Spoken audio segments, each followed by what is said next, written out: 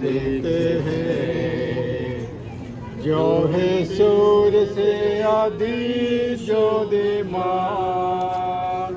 वहाँ यीशु कर रहा है तैयार सबके लिए रहने का स्थान। हम विश्वासी के देश हैं, जो है सूर्य से अधिक ज्योतिमान। प्रभु के साथ हम जरूर जाएंगे, उत्तम देश में जरूर रहेंगे। प्रभु के साथ हम जरूर स्वर्गीय देश उत्तम निवास है, हमारा वो देश जो अद्भुत है। स्वर्गीय देश उत्तम निवास है, हमारा वो देश जो अद्भुत है। जाएंगे उत्तम देश में जरूर रहेंगे, प्रभु के साथ हम जरूर जाएंगे। उत्तम देश में जरूर रहेंगे, प्रभु के साथ। नाम में मेरा अभिवादन।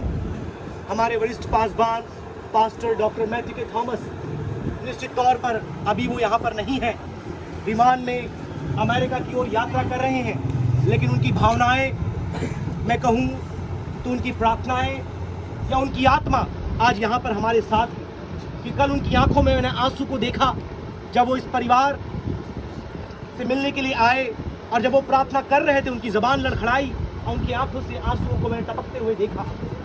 लेकिन उनके लिए अमेरिका जाना बहुत ही महत्वपूर्ण था उनके दैहिक चिकित्सा के लिए, इसलिए उन्हें जाना पड़ा। लेकिन उन्होंने अपनी प्रार्थनाएं, अपनी भावनाएं निकट संबंधियों के लिए, कलीसिया के विश्वासियों के लिए प्रेषित की है। और अब जबकि हमारे सामने थोड़ा ही समय है, परमेश्वर के वचन से कुछ बातें मैं आप सभी के बीच में रखना चाहूँगा। उत्पत्ति की पुस्तक उसका 23 अध्याय मैं आपके सामने पढ़ना चाहूँगा। ये अध्याय बहुत ही लंबा है, लेकिन 2 वचन मैं आपके बीच में रख करके कुछ बातें इस मृत्यु के संदर्भ में आपके समक्ष रखना चाहूँगा। ध्यान से परमेश्वर के वचन को आप सुनिएगा, केवल 20 मिनट आपका मैं लेना चाहूँगा। सारा 127 वर्ष की अवस्था को पहुँची, और जब सारा की इतनी आयु हुई तब वह किरियतर्बा में मर गई। यह कनान देश में और हेब्रोन भी कहलाता है, इसलिए अब्राहम सारा के लिए रोने पीटने वहां गया। हम जितने विश्वासी भाई बहन हैं उन सबको पता है अब्राहम कौन है। वो हम सब के विश्वास का पिता है। और इस अध्याय में आप देखते हैं उसकी अपनी प्रिय पत्नी मृत्यु को प्राप्त हो जाती है। और यहाँ पर लिखा है जब वह 127 वर्ष की हुई।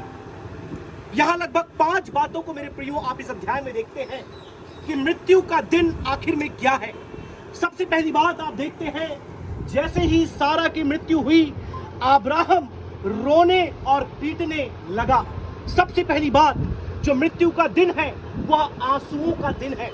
और कल हमने अपनी खुद की आंखों से देखा, जब मुझे लगता है 5 मिनट के अंदर मुझे फोन कॉल आया, और मैं जैसे ही घर में आया एक रोने का माहौल यहाँ बना हुआ था।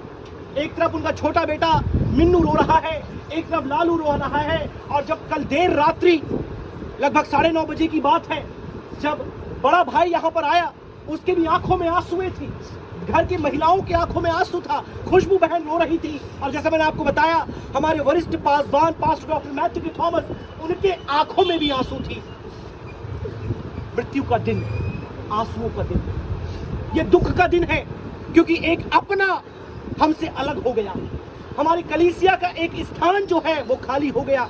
इस बघेले परिवार में एक स्थान रिक्त बन गया। और जितने प्रिय आज यहाँ खड़े हैं, कई इसमें से निकट परिवार के संबंधी हैं, और कई लोग इसमें से हैं जो प्रिय पड़ोसी और संबंधी लोग हैं। इन सब का यहाँ उपस्थित होना इस बात का प्रमाण है कि आज आपकी आंखें नम है, कहीं ना कहीं आपके दिल में खेद पहुंचा है, क्योंकि मृत्यु आंसुओं का दिन है। मृत्यु न केवल आंसुओं का दिन है। आप जब उसके तीसरे आयत को पढ़ेंगे, यहाँ एक और बात लिखी है, तब अब्राहम शव के पास से उठकर हित्तियों से कहने लगा। उसने आंसुओं को पोंछा, उसने रोना पीटना समाप्त किया, उसने अपना छाती पीटा और रोया, लेकिन वहां पर से उठ करके वो आगे बढ़ा। इसका मतलब ये मृत्यु अवश्य है। पहली मृत्यु अब्राहम अपने जीवन में नहीं देख रहा था। निश्चित तौर पर अपनी पत्नी की मृत्यु से पहले अब्राहम ने बहुत सी मृत्युओं अपने परिवार में, अपने मित्र गणों के बीच में देखा होगा। तो एक बात यहाँ पर पक्की है कि हम सबका मृत्यु होना है। ये ना केवल आंसू का दिन है, लेकिन मृत्यु हमें बताता है अवश्य आपके जीवन में ये दिन आना है। प्रश्न ये उठता है, वो दिन कब आएगा? इस प्रश्न का उत्तर दुनिया में कोई नहीं जानता कि मृत्यु कब आपके द्वार पर दस्तक देगी। लेकिन एक बात सब कोई जानते हैं कि एक दिन हम सब इस दुनिया से चले जाएंगे। आप कितने भी धनवान हो, आपके पास कितनी भी डिग्री हो, आपके पास कितना भी ख्याति, पहचान, संपर्क क्यों ना हो, मृत्यु से आपको कोई नहीं बचा सकता। अब वो मृत्यु कैसे आपके पास आएगी हमें नहीं पता। क्या कोई बीमारी आपके पास आएगी? क्या कोई दुर्घटना आपके पास आएगी? क्या कोई महामारी आपके पास आएगी? या कोई और घटना आपके जीवन में होगी? लेकिन मृत्यु अवश्य आपके जीवन में आएगी। इसलिए अब्राहम रोना पीटना समाप्त किया और उठ करके अपनी पत्नी के लिए उस कब्र को तैयार करने के लिए वो जाता है। तीसरी बात मेरे प्रियो आपके बीच में रखना चाहूंगा।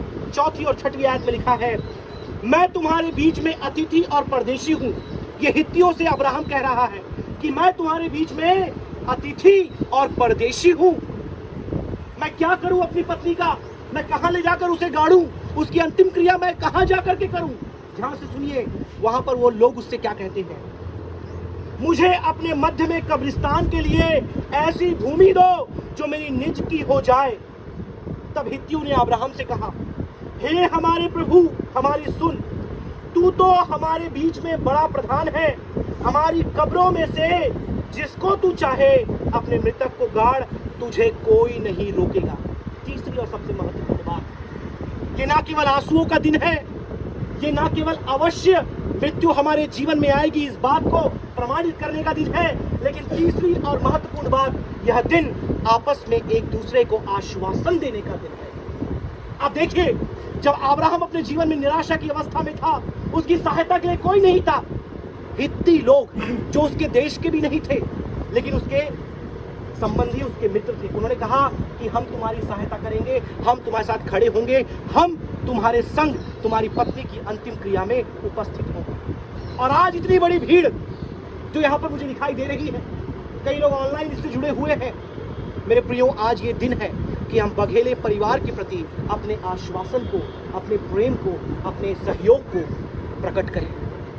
उनके आंसू आज हमारे आंसू हो जाए, उनके दर्द आज हमारी पीड़ा हो जाए, उनकी तकलीफें आज हमारी तकलीफ हो जाए, और हमारे कांधे उनकी ओर बढ़ जाएं। मुझे पता है कुछ पल के बाद लोग यहाँ से चले जाएंगे, कोई भी नहीं होगा, लेकिन वचन में लिखा है, प्रभु यीशु मसीह ने कहा, मैं ना तो कभी तुम्हें छोड़ूंगा और ना ही तुम्हें कभी त्यागूंगा। मेरे प्रियो, मृत्यु का दिन एक दूसरे को आश्वासन देने का दिन है। आज होने पाए मेरे प्रियो कि हम इस बघेले परिवार के लिए, हम उनके प्रिय पति के लिए, उनके बेटे के लिए, उनकी बेटी के लिए आश्वासन देने वाले हो जाएं, उनको हिम्मत देने वाले हो जाएं, उन्हें कांधा देने वाले हो जाएं, उनके साथ इस दुख की घड़ी में उनके लिए खड़े होने वाले हो जाएं। और मैं धन्यवाद करता हूं सभी प्रियों का जिन्होंने अपने बहुमूल्य समय को निकाल करके यहाँ पर आकर आज उपस्थित है। प्रभु आप सबों को बहुत ऐसे आशीष दे, क्योंकि मृत्यु का दिन एक दूसरे को सपोर्ट करने का दिन है, एक दूसरे को आश्वासन देने का दिन है। ना केवल यह आंसुओं का दिन है, ना केवल ये अवश्य हमारे जीवन में होगा, हमें ये बताने का दिन है, ना केवल ये हमें आश्वासन देने का दिन है, लेकिन अगली बात मैं आपके बीच में रखना चाहूंगा मेरे प्रियो, उसकी 8-18 से 20 आयत में आपके बीच में पढ़ूंगा। वहां पर लिखा है, जितने हित्ती उसके नगर के फाटक से होकर भीतर जाते थे, उन सबों के सामने अब्राहम के अधिकार में पक्की रीति से आ गई। इसके पश्चात अब्राहम ने अपनी पत्नी सारा को उस मकपेला वाली भूमि की गुफा में, जो मपरे के अर्थात हेब्रोन के सामने कनान में था, मिट्टी देता। चौथी बात, मृत्यु अलगताई का दिन है। इतने वर्षों तक, यहां पर लिखा है 127 वर्षों तक अब्राहम ने अपनी पत्नी सारा को देखा और शादी के बाद कई वर्षों तक उसके साथ जीवन व्यतीत किया, उसके साथ अपनी आंसुओं के पलों में रहा, अपनी खुशियों के पलों में रहा, उनके साथ उतार में रहा, चढ़ाव में रहा। लेकिन अब वो समय आ गया जब अपनी पत्नी से वो अलग हो गया, उसका बेटा उसकी माँ से अलग हो गया, उसका भाई उसकी बहन से अलग हो गया। हो सकते हैं यदि उसके परिवार के लोग होंगे वो उससे अलग हो गए, क्योंकि मृत्यु का दिन अलगताई का दिन है। हमें इस कड़वे सत्य को स्वीकार करना पड़ेगा कि आज के बाद से हम मिसेस बघेले को नहीं देख पाएंगे, आज के बाद से मीरा बहन से हम हाथ नहीं मिला पाएंगे, आज के बाद से उनके चलते कदमों को हम देख नहीं पाएंगे, आज के बाद से हम उन्हें जय मसीह की और प्रेज द लॉर्ड नहीं कह पाएंगे, क्योंकि मृत्यु एक अलगताई का दिन है। यह हमें क्या सिखाता है? यह हमें सिखाता है कि जितने दिन आपके अपने आपके साथ है, आप उनके साथ जुड़ करके रहें, प्रेम से रहें, अपनापन दिखा के रहें और उनके साथ आप खड़े रहें। कौन कब चला जाएगा हम नहीं जानते। मैं आपसे कहना चाहूंगा, इस बीते रविवार को जो पुनरुत्थान का दिन था, हमारे वरिष्ठ पासवान बोलते हैं वो आई, हमसे मिली, लंबी बातें की, हमने कभी नहीं सोचा वो यहाँ से चली जाएगी। मैं अपने घर की ओर निकल रहा था, बाहर वो मेरे पास आई, बोले भाई साहब मेरे लिए प्रार्थना करें, मेरे हाथों में दर्द हो रहा है। मैं उनके लिए प्रार्थना किया, उनसे हाथ मिलाया। मैंने कभी नहीं सोचा कि 3 दिन के बाद वो हमारे बीच से चली जाएंगी। आप किसी से भी पूछे, कोई नहीं सोचा था कि आज मीरा बघेले हमारे बीच में नहीं होंगी। लेकिन याद रखें, मृत्यु अलगताई का दिन है। एक दिन हमें अपने अपनों से अलग होना है, इसलिए अपने आप को तैयार करें। जितना पल, जितनी घड़ी आपके पास है, अपने प्रियों के साथ रहें, उनसे प्रेम करें, उनके साथ रहें, प्रभु का धन्यवाद करें। लेकिन केवल इतना पर्याप्त नहीं है। जो चौथी बात के बाद जो अंतिम 5वीं बात है वो सबसे महत्वपूर्ण है, जो इन चारों बातों की पराकाष्ठा है। मैंने बताया सबसे पहली बात, मृत्यु का दिन आंसुओं का दिन है। मृत्यु का दिन अवश्य हमारे जीवन में आना है। मृत्यु का दिन एक दूसरे को आश्वासन देने का दिन है। मृत्यु का दिन हम सबके जीवन में अलगताई का दिन है। ये चारों बातें हमें 5वीं बात की ओर मजबूरी से लेकर के जाती है कि मृत्यु का दिन हमारे जीवन में अपने खुद के जिंदगी का अवलोकन और अनुमान लगाने का दिन है। यदि आज ये इस कब्र में है, इस ताबूत में है, कुछ पलों के बाद इन्हें मिट्टी दे दी जाएगी, कल हमारा क्या होगा? हम जब मरेंगे हमारे जीवन में क्या होगा? हम कहां जाएंगे? हम कहां से आए हैं? हमारी जिंदगी किसकी है? हमारी मृत्यु किसकी है? मृत्यु के बाद क्या होगा? और दुनिया में लोग ऐशो आराम की जिंदगी जी रहे हैं, कमाने, खाने, परिवार और तमाम प्रकार की बातों में व्यस्त हैं, लेकिन जिंदगी का सबसे बेशकीमती जो आपकी आत्मा है उसके बारे में कोई नहीं सोच रहा। मुझे पता है अन्य समाज के लोग भी यहाँ खड़े हैं। मैं आपके सामने प्रश्न रखना चाहूंगा। हम सब कहते हैं हमारे बीच से चले गए, कुछ पल के बाद घर में जो भी आए सबने यही बोला, मीरा बहन चली गई। इनकी पूरी देह यहाँ पर है। यदि 70 किलो 80 किलो इनका वजन होगा, पूरा 80 किलो वजन भी इनके अंदर है। लेकिन गया कौन और गया क्या और कहां गया? ये प्रश्न आज हमको अपने जीवन में पूछना है। आज अपने जीवन का अवलोकन करना है कि मेरे जीवन में मेरी आत्मा मेरे मरने के बाद कहां जाएगी। इस प्रश्न का उत्तर कई लोगों के पास नहीं है, बहुतेरों के पास नहीं है, क्योंकि आत्मा कहां से आई उनको पता नहीं। बाइबल हमें बताती है मेरे प्रियो कि परमेश्वर ने मनुष्य को मिट्टी से बनाया, इसलिए अधिकतर जो इस शरीर के जो कण हैं, जो उसके अंदर पदार्थ पाए जाते हैं, वो पूरे मिट्टी से मेल खाते हैं। बाइबल में लिखा है उसने मिट्टी से बनाया और उसकी नथनों में सांस को उसने फूंक दिया, और वो सांस जो थी परमेश्वर ने आत्मा मनुष्य के अंदर डाली और वो जीवित मनुष्य बन गया। और जब वो जीवित मनुष्य बन गया, उसको आज्ञा दी कि तुम ये पाप नहीं करना। लेकिन उसने परमेश्वर की आज्ञा का उल्लंघन करके, गुनाह करके परमेश्वर की महिमा से गिर गए और पापी बन गए। लेकिन उस पापी मनुष्य से वो परमेश्वर इतना प्रेम करता था कि उन्हें अकेला नहीं छोड़ा। आज से 2000 वर्ष पूर्व प्रभु यीशु मसीह जो स्वयं परमेश्वर था, मनुष्य का रूप लेकर के कुंवारी कन्या से जन्म लिया, इस पृथ्वी पर आया और मानव जाति के पापों के लिए कलवरी के क्रूस में अपने आप को उसने दे दिया। लोगों ने नहीं मारा, उसने अपने आप को दे दिया, ताकि जो मृत्यु पाप के लिए हमें मिलना है वो मृत्यु उसके दे दी। ये मृत्यु तो मामूली है क्योंकि केवल देह मरा है, असली मृत्यु है आपकी आत्मा की मृत्यु। क्योंकि देह अगर वो 20-25 साल और जी लेती, 70 साल, 90 साल, 100 साल भी जी लेती, लेकिन उसके बाद तो उनको मरना ही था। 110 साल जी लेती, उसके बाद भी उनको मरना ही था। लेकिन बड़ी मृत्यु शरीर की मृत्यु नहीं है, बड़ी मृत्यु आपके आत्मा की मृत्यु है, जो अनंत काल की मृत्यु है, जो प्रभु यीशु मसीह के बिना मरी हुई मृत्यु है। इसलिए वचन में लिखा है, एक बार पैदा हुआ आदमी 2 बार मरेगा, और 2 बार पैदा हुआ आदमी केवल 1 बार मरेगा। आमीन, हालेलुया। एक बार आपने माता की गर्भ से जन्म लिया, लेकिन बाइबल बोलती है आपको आत्मा से जन्म लेना है। यह आत्मा से जन्म क्या है? आपको कहीं जाकर कुछ चढ़ाने की आवश्यकता नहीं है।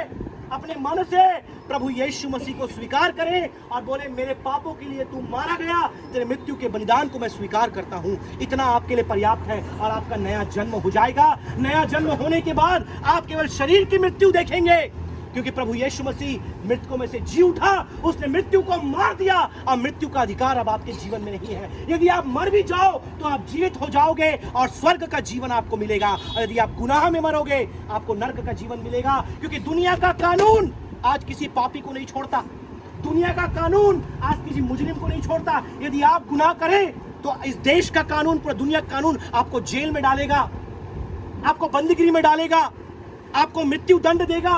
आप सोचिए, हमारे होठों से, हमारे विचारों से, हमारे हाथों से हम कितना पाप करते हैं, कितनी बुराइयां करते हैं, कितनी गालियां बकते हैं, कितना दूसरों के बारे में बुरा सोचते हैं, कितना व्यभिचार करते हैं, कितना नाना प्रकार के पाप करते हैं। आप देश के संविधान के खिलाफ पाप नहीं कर रहे, आप स्वर्ग के संविधान के खिलाफ पाप कर रहे हैं। और यदि आपको लगता है कि आपने पाप किया है, आपके लिए समय है। ये मृत्यु हमारे सामने प्रश्न चिन्ह है। और यदि आपको लगता है कि आपने पाप किया है, आपके लिए समय है। ये मृत्यु हमारे सामने प्रश्न चिन्ह है कि कल तेरा क्या हो, कल तू कहां जाएगा। आज मीरा बहन का दिन था, कल था, हो सकता है कल मेरा और आपका दिन हो। लेकिन बड़ी बात यह है कि हम मर जाएं, बड़ी बात यह है मरने के बाद आप कहां जाएंगे। क्योंकि ये जीवन 60, 70, 100 साल का है, लेकिन अनंत काल का जीवन जो स्वर्ग या नरक में अनादि काल का है, जो कभी अंत नहीं होगा।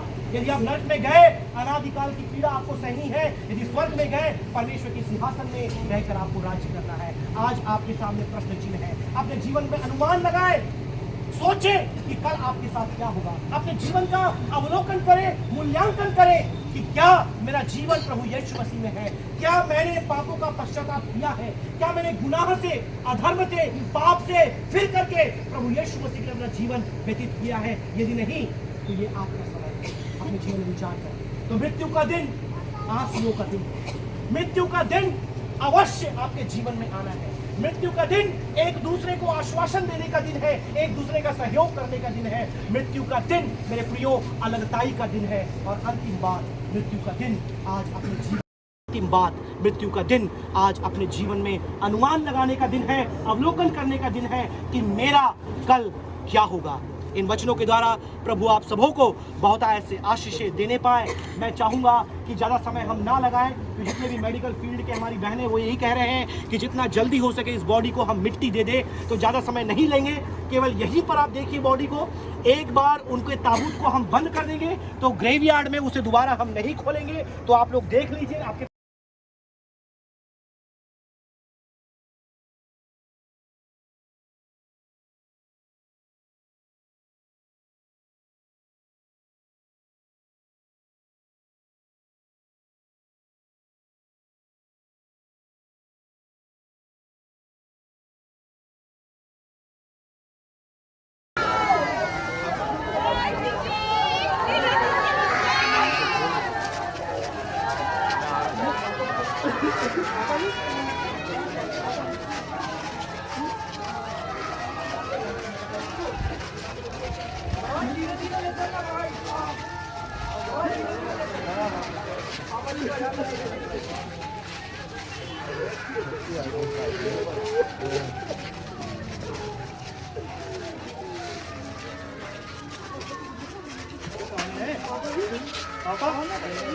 पापा बोला तो भैया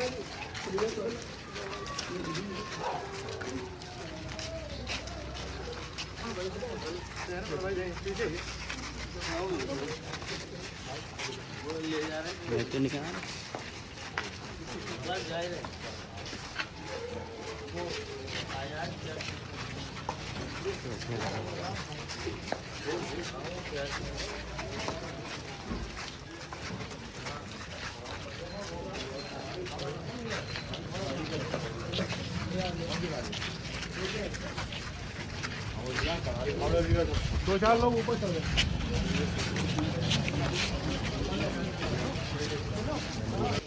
महिलाएं कृपया इस तरफ आ जाएं, लेफ्ट हैंड की ओर, और जितने पुरुष है वो राइट में आ जाए।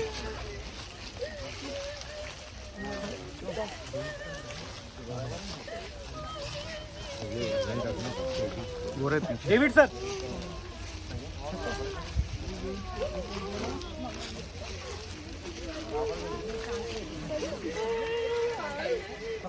सारे दुखों का अंत होगा, सारे दुखों का अंत होगा, दुख के आंसू यीशु पोंछेगा, दुख के आंसू यीशु पोंछेगा। सियोन देश इसको बोलना है हमारा है देश, दिया तुम इधर निकलो, इस तरफ वाले, एक तरफ।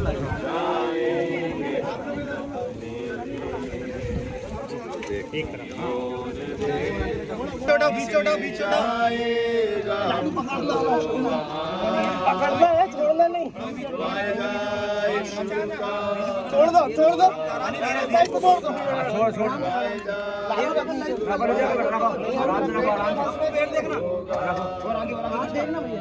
जीवन हमको मिले। कोई ईटा अच्छी वाली रखी थी, बाहर क्यों निकाली? तो वैसे ही परमेश्वर उन्हें भी जो यीशु में सो गए हैं उसी के साथ ले आएगा, क्योंकि हम प्रभु के वचन के अनुसार तुमसे ये कहते हैं कि हम जो जीवित हैं और प्रभु के आने तक बचे रहेंगे, सोए हुए से कभी आगे ना बढ़ेंगे, क्योंकि प्रभु आप ही स्वर्ग से उतरेगा। उस समय ललकार और प्रधान दूत का शब्द सुनाई देगा और परमेश्वर की तुरही फूकी जाएगी, और जो मसीह में मरे हैं वे पहले जी उठेंगे।